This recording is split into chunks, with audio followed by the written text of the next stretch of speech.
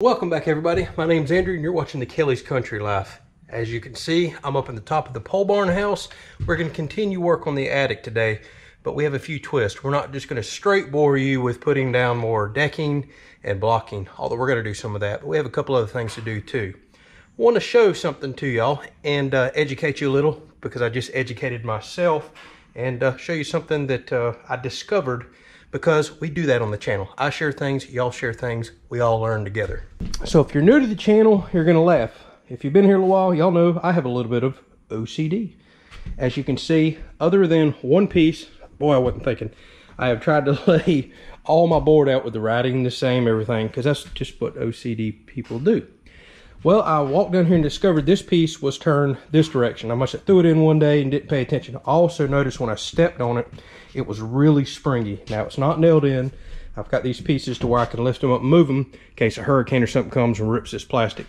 I at least want to be able to move this several feet next to the wall very quickly. I'll nail these in at the very end. But let's do a little OSB talk right here. This is called 4x8 sheets of OSB, or oriented strand board. As you can see, it's just kind of chips and slivers of wood that is oriented a certain direction. And I just discovered something. Obviously, oriented is for a reason. If you look right here, it says your strength axis. Arrows going this way. So it's saying this wood is stronger the longer the runs, or the way that this wood is oriented this direction. Makes perfectly good sense. That's why I have went through the trouble of staggering my seams, ripping boards down, staggering seams, and running the strands, the strength, the exact opposite way that your floor joists go.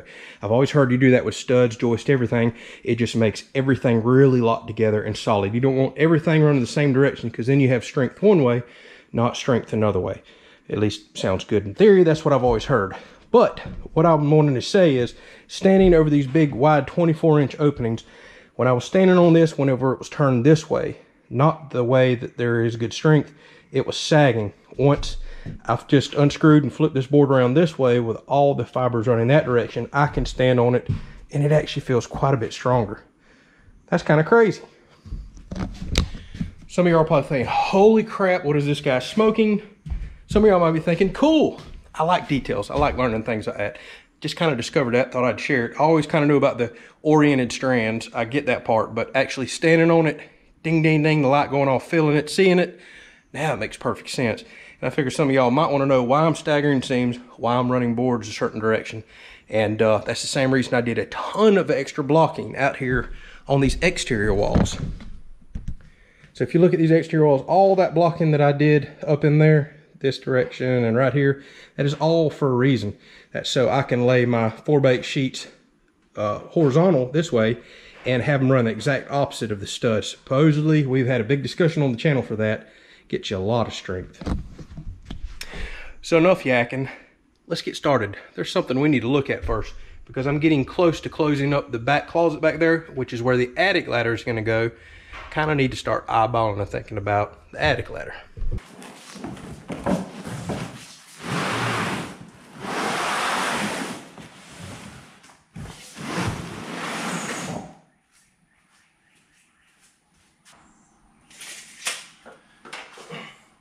Alright, so we're back here in the walk-in closet, and I've kind of known this is where I want to put the attic ladder. Now, the plans actually have it on this side. That's where the architect drew it up. That absolutely will not work. Let me show you why. So the architect drew it up to come down right here, but look at the height of the ceiling. That's something that wasn't considered. If you go up that ladder and go to stepping up, you're going to hit your head on the roof every time you go up. Whereas over here is the tallest part of the roof and plenty of room. So if we put it somewhere over here, probably right here for spacing reasons, it'll come down. It's not in the doorway if we're bringing stuff in that we want to put up there. We can put the stuff over in the room, that'll work perfect. But whenever you step up in the attic, look how much headroom you have. I mean, it's 7-8 feet up to the roof, and you'll never hit your head. So this is the side I definitely want it to come down and go up. Thinking right here is probably going to be the perfect spot. I would love to put it there, but that's just not possible. Keep in mind I have to trim it out once it's installed too. That just won't look right all the way over there next to the wall. I've never been able to trim out one side of it. So I think it's gonna have to go right here. It's only about 4 inches in the doorway, which kind of bugs me, but that's plenty of room. We went 36-inch doors throughout the entire house, just in case ever any handicap reasons or wheelchair access. We wanted the biggest doors possible. So I still got plenty of room to walk through here, even if the attic were down, and like I said, we're bringing stuff in to put up there. All right, here's something else I've got to consider. I have another run of blocking that's going to go across right through here to put my next set of decking or sheeting down, 4-foot wide sheeting. So I need to install that blocking going across here, and that'll determine where I can put my my attic ladder. Actually, part of the attic ladder will go ahead and attach to some of that blocking. I think that'll make it really nice and easy. Then I only have to put one run of blocking across over here. So I'm going to step back and punt. Thought we was about to do the attic ladder. We're going to catch that more toward the end of this video. I need to go get some more OSB. Let's get it thrown up here. Let's block it out. Then we're going to put the attic ladder in. It's just going to be a little bit further in the room. I don't foresee that being any problem with the size of this closet. All right, so a lot of y'all had good suggestions on how to get the OSB up. A lot of y'all are new to the channel and watching this, but if you've watched some of my most recent house building videos, boy, I really struggled on one episode trying to get all the OSB up top up there. So a lot of people said, hey, why don't you pull the tractor up here and just offload the OSB off the forks of the tractor up there. It's a great idea, but the problem is this is a 10-foot porch, plus I have this tent out there that's keeping my dirt from just beating up on the porch and washing away in all these heavy downpours. So my tractor cannot get the OSB up close enough. Even if I turn it on the end, I'm afraid it will flip off the forks because they're 48-inch forks and it's 8-foot wood. So, but I have an idea. I think if I come in down here at this end, raise my forks and kind of jug the tractor in, I might be able to climb up top and slide them off without doing any of that heavy lifting, straining myself, or making bloopers for y'all. So it was a good suggestion. It got me thinking. We're going to get the tractor right now. I'm going to load up a few sheets and we're going to see if we can get it tossed up there. I'm going to try that idea right there. That may work out perfect for the rest of this build.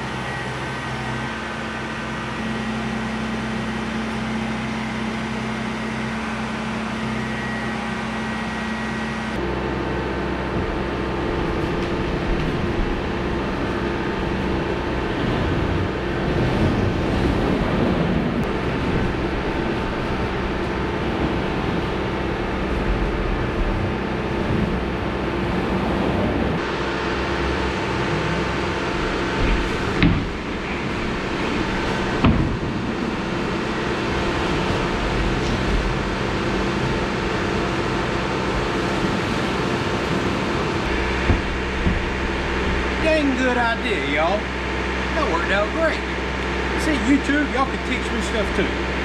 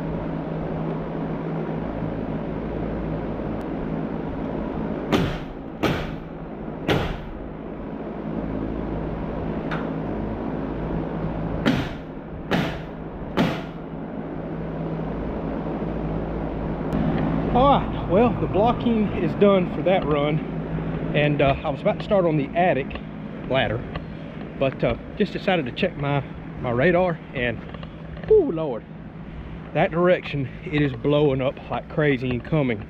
Now the problem with that direction, that is east. It is not too common for us to get thunderstorms out of the east, and when we do, that's because they're traveling all the way across the state. Normally they come out of the west, northwest. I have noticed over the years, you get east thunderstorms, they're always full of lightning, very intense. I get nervous every time I see eastern coming thunderstorms. Little dog's over here barking. I guess it's, like I said, because they're coming across so much hot land mass, it just makes them really intense. So I'm gonna grab a few sheets of OSB before that gets here, get it up on the roof. That way, after I'm done with the attic, we can jump right into decking the floor, even in the rain. Now, if it's lightning, oh no, ain't doing it.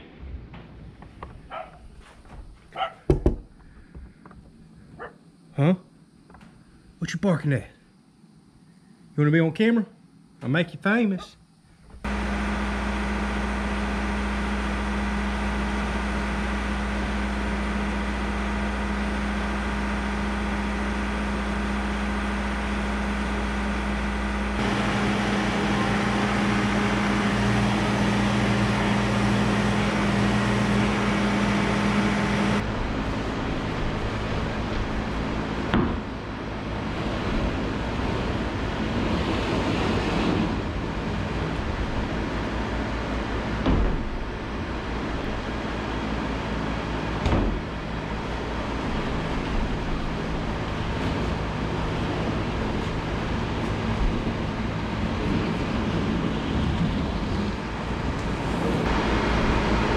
So much easier.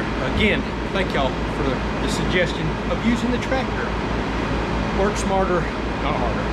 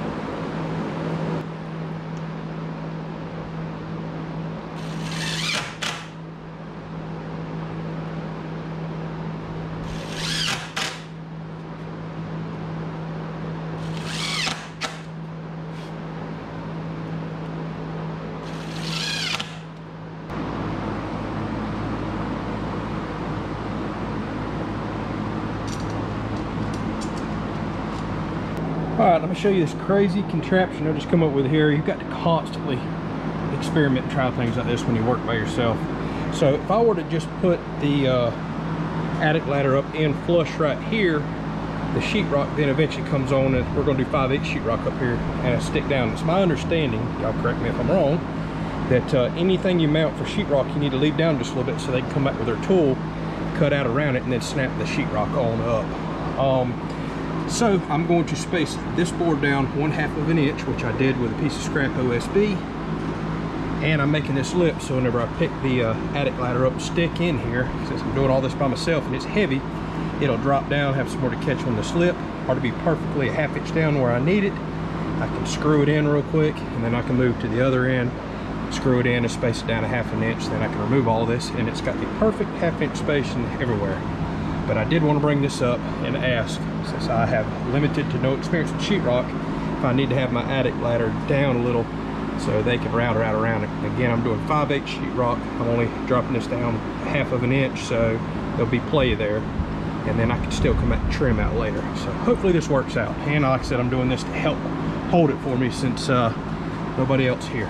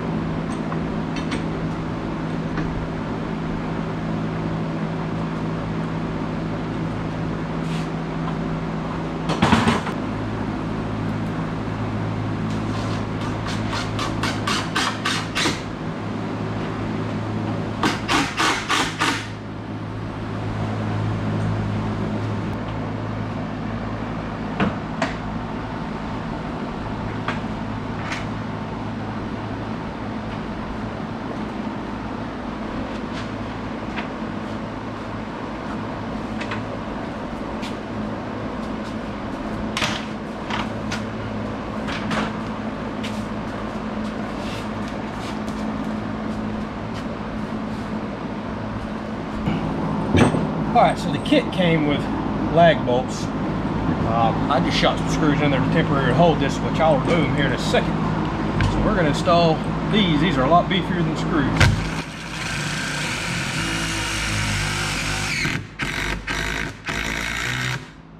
After I go get some washers, because yeah, that ain't gonna work.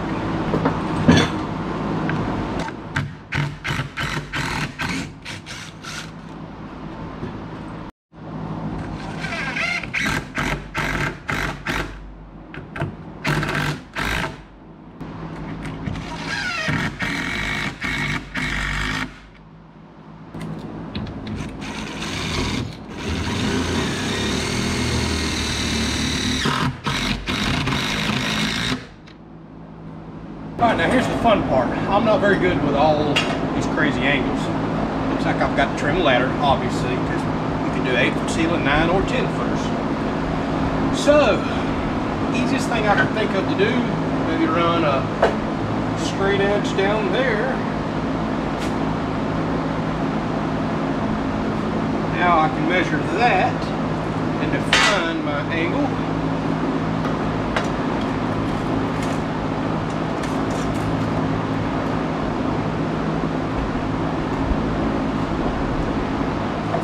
I think it might be just that simple. Obviously, I'm setting this up for a concrete floor, and later on, I'm going to have flooring in here, laminate flooring. So I'll probably have to come back and trim another 1/4 of an inch or 3/8 of an inch off of this later. No big deal.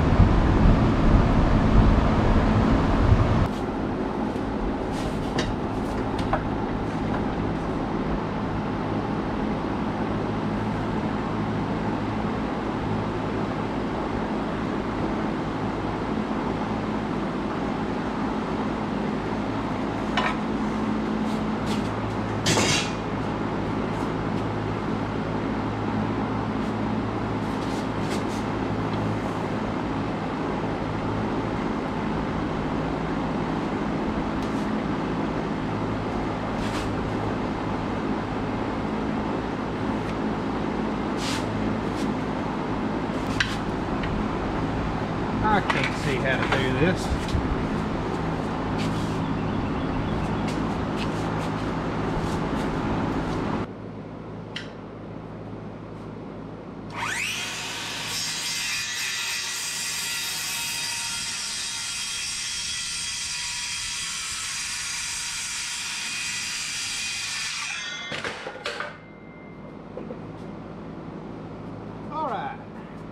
Would any of y'all like to buy a slightly used ladder?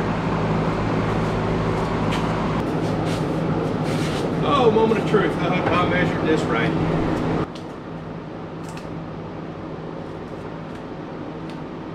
Hey. Hey.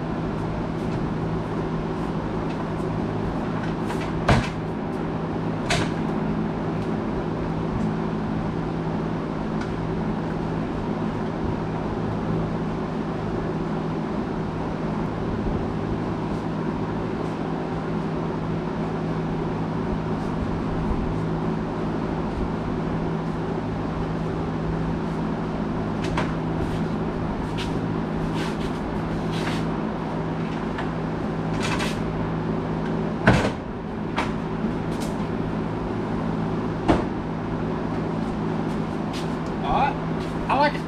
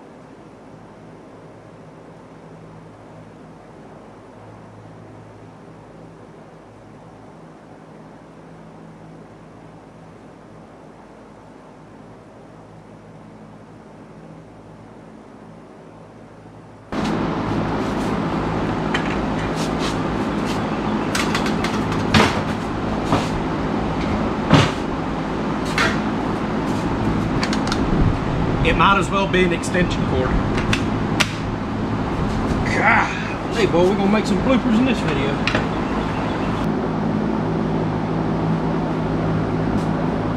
And it was at this moment, ladies and gentlemen, that I realized I installed it upside down.